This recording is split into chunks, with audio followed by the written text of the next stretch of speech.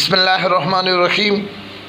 Class 10 के लिए आपको केमिस्ट्री के गेस्ट पेपर में अहम चीज़ें आपके साथ शेयर करने जा रहा हूँ। वीडियो को मुकम्मल देखना है। सबसे पहले अगर आप चैप्टर वाइज स्टडी करना चाहते हैं तो मेरा आपसे यही रिक्वेस्ट है कि chemical equilibrium, acid base salt और एनवायरमेंटल केमिस्ट्री और एनवायरमेंटल केमिस्ट्री एटमॉस्फेयर और वाटर, ये 4 चैप्टर इंतहाई इम्पॉर्टेंट है। यानी chemical equilibrium, acid base and salt और इसी तरह एनवायरमेंटल केमिस्ट्री एटमॉस्फेयर और एनवायरमेंटल केमिस्ट्री वाटर, इन 4 चैप्टर से आपकी पेपर मुकम्मल हो सकता है। लेकिन अगर आप चैप्टर वाइज हर चैप्टर को टच करना चाहते हैं और उसमें इम्पॉर्टेंट क्वेश्चन जानना चाहते हैं तो सुने। सबसे पहला चैप्टर है केमिकल इक्विलिब्रियम। इससे पहले 8 चैप्टर क्लास 9 में आप पढ़ चुके हैं। केमिकल इक्विलिब्रियम में जो इम्पॉर्टेंट टॉपिक है कि केमिकल इक्विलिब्रियम का डिफिनीशन क्या है, law of mass action, dynamic equilibrium और इसी तरह एग्जाम्पल 9.2, 9.3, 9.4, इक्विलिब्रियम कांस्टेंट एक्सप्रेशन, ये सारे इंतहाई इम्पॉर्टेंट है। इसी तरह चैप्टर 10 में एसिड बेस एंड साल्ट में डिफिनीशन है कि एसिड क्या है, बेस क्या है, साल्ट क्या है, टाइप क्या है, डबल साल्ट किसे कहते हैं, लिविस एसिड और बेस किसे कहते हैं, पीएच आपने इसके हवाले से डिटेल प्रोवाइड करना होगा। एग्जाम्पल 10.2, 10.3 ये दूसरे चैप्टर यानी acid and base and salt में इम्पॉर्टेंट टॉपिक है। वीडियो को बार बार रिवाइज करें, इंशाल्लाह आपको फिर बहुत ज़्यादा फ़ायदा होगा। इंशाल्लाह वीडियो के आखिर में मैं फिर चैप्टर वाइज आपको ये इम्पॉर्टेंट चीज़ें जो मैं बता रहा हूँ ये आपको रिटन फॉर्म में भी प्रोवाइड करूँगा। ऑर्गेनिक केमिस्ट्री का जो चैप्टर है, चैप्टर नंबर 11, इसमें आपने सिर्फ और सिर्फ journal characteristic of organic compound और इसके साथ साथ सेचुरेटेड, अनसेचुरेटेड और यूजेस को देखने हैं। क्लियर। इसके बाद है हाइड्रोकार्बन का चैप्टर, चैप्टर नंबर 12।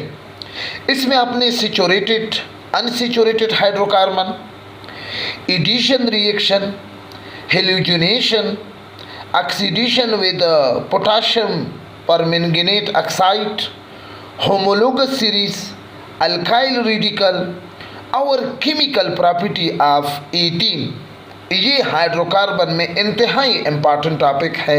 अक्सर व बेशतर पेपर इससे आते हैं। चैप्टर नंबर 14 एनवायरमेंटल केमिस्ट्री, जिसमें एटमॉस्फेयर हमारा टॉपिक है। इसमें आपने एसिड रेन, जिसको ग्लोबल वार्मिंग भी कहा जाता है, मुकम्मल देखना है। ओजोन डिप्लेशन मुकम्मल देखना है। ग्रीन हाउस इफेक्ट या ये आपने मुकम्मल देखने हैं और थोड़ा बहुत पोल्यूटेंट की टाइप यानी प्राइमरी और सेकेंडरी पोल्यूटेंट कैसे कहते हैं, ये चीज़ें आपने एनवायरमेंटल केमिस्ट्री एटमॉस्फेयर में लाजमी तौर पर देखने हैं। इसके बाद है बायोकेमिस्ट्री यानी चैप्टर नंबर 13, ये रह गया था। तो चैप्टर नंबर 13 बायोकेमिस्ट्री में आपने लिपिड यानी सिंपल लिपिड, कॉम्प्लेक्स लिपिड यानी टाइप ऑफ लिपिड, इसी तरह कार्बोहाइड्रेट, मोनोसेकेराइड, ओलिगोसेकेराइड, पॉलीसेकेराइड और इसी तरह डीनेचरेशन ऑफ प्रोटीन और इसी तरह न्यूक्लिक एसिड की कंपोजिशन या इम्पॉर्टेंस आपने लाजमी तौर पर ये बायोकेमिस्ट्री के चैप्टर में आपने देखने हैं। ये इम्पॉर्टेंट टॉपिक है। अब जाते हैं चैप्टर नंबर 14 तो हो गया है। चैप्टर नंबर 15 एनवायरमेंटल केमिस्ट्री, जिसको वाटर कहा जाता है। इसमें आपने सॉफ्ट एंड हार्ड वाटर और वो मेथड कि कैसे हार्ड वाटर को सॉफ्ट बनाया जाता है, वो यानी टेम्परेरी और परमानेंट हार्डनेस, वो चीज़ें लाजमी देखने हैं। और केमिकल प्रॉपर्टी आपने वाटर की देखनी है। इम्पॉर्टेंस भी किसी मुल्क के लिए वाटर क्यों इम्पॉर्टेंट है, ये चीज़ें आपने देखनी है।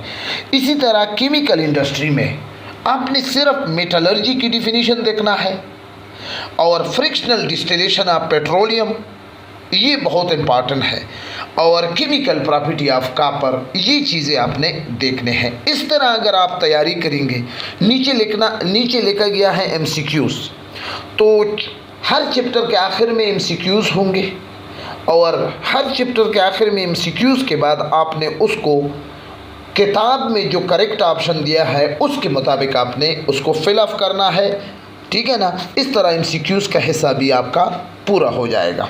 क्लियर। अभी मैं आपको शॉर्ट क्वेश्चन की तरफ ले जाने जा रहा हूँ। पहले चैप्टर में जो चीज़ें इम्पॉर्टेंट है, यानी केमिकल इक्विलिब्रियम। अब जी सुने, type of chemical equilibrium, clear, और लॉ ऑफ मास एक्शन, और ये एग्जांपल 9.1 ये आपको नज़र आ रहा है, ये चीज़ law of mass action example 9.2, और इसी तरह जी, और ये किसी के इम्पॉर्टेंस वैल्यू, ये इम्पॉर्टेंट है, और इम्पॉर्टेंस ऑफ इक्विलिब्रियम कांस्टेंट, ये चीज़ इसमें बहुत ज़्यादा इम्पॉर्टेंट है किसी के हवाले से।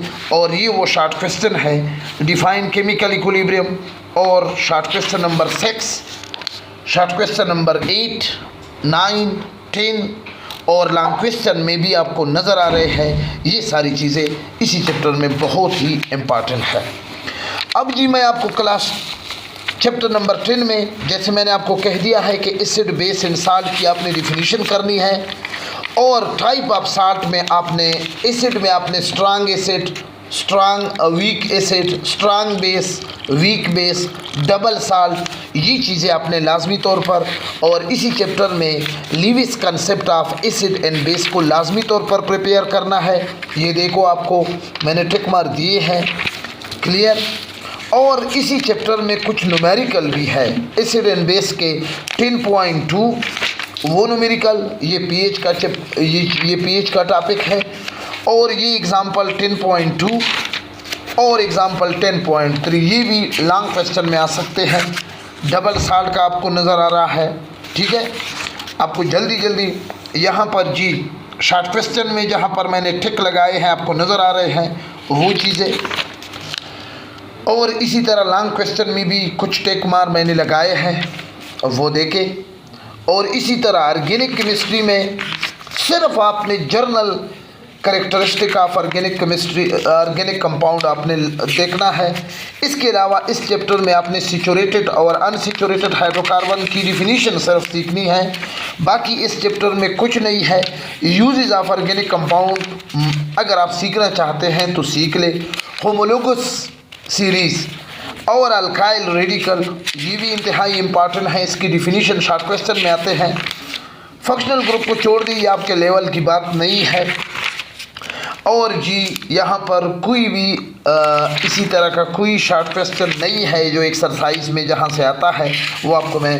इसी तरह हाइड्रोकार्बन में, हाइड्रोकार्बन के चैप्टर नंबर 12, जैसे कि मैं आपको बता चुका हूँ कि इसमें आपने सैचुरेटेड और unsaturated hydrocarbon, addition reaction, halogenation, oxidation with KMnO4 और अल्काइल रेडिकल और ईथीन की केमिकल प्रॉपर्टी, ये याद रखना है।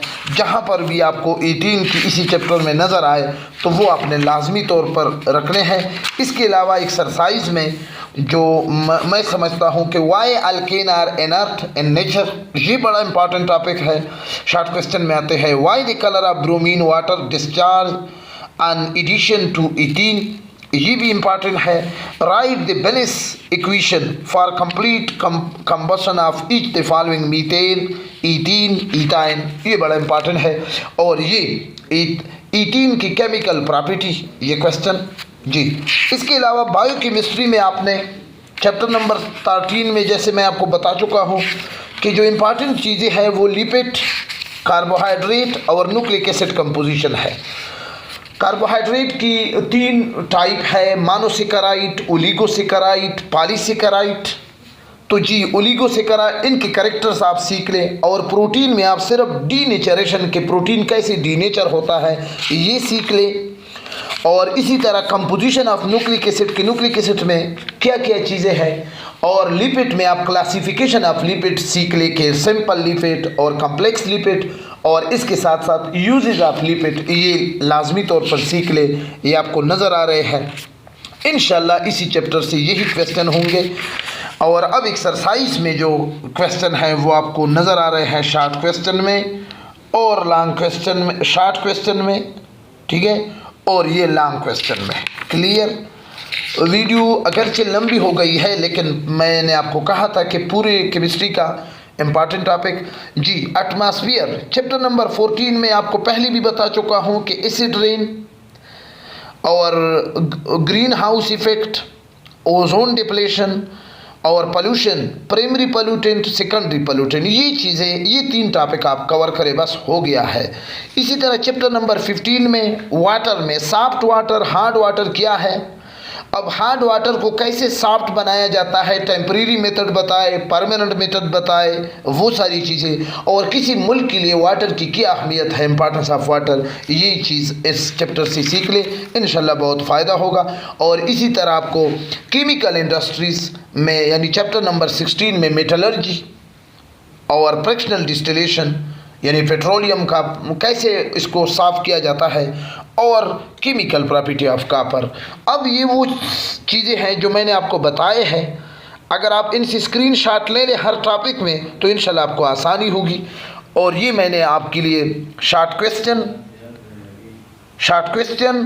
और लॉन्ग क्वेश्चन पर मबनी कुछ जो मैं समझता हूँ कि वो बहुत ज़्यादा इम्पॉर्टेंट है कि कैसे पेपर में लॉन्ग क्वेश्चन आते हैं, ये वो लॉन्ग क्वेश्चन है, इनसे आप लाजमी तौर पर स्क्रीनशॉट ले लें। अगर आपके साथ अवेलेबल ना हो तो मेरा व्हाट्सअप नंबर दर्ज है, आप मुझे व्हाट्सअप करके हासिल कर सकते हैं, बिल्कुल फ्री ऑफ कास्ट।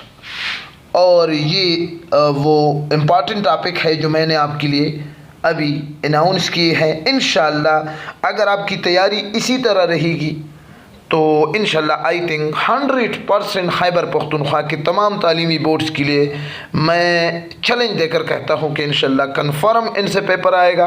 अपने दुआओं में याद रखिए। खुदा हाफिज़।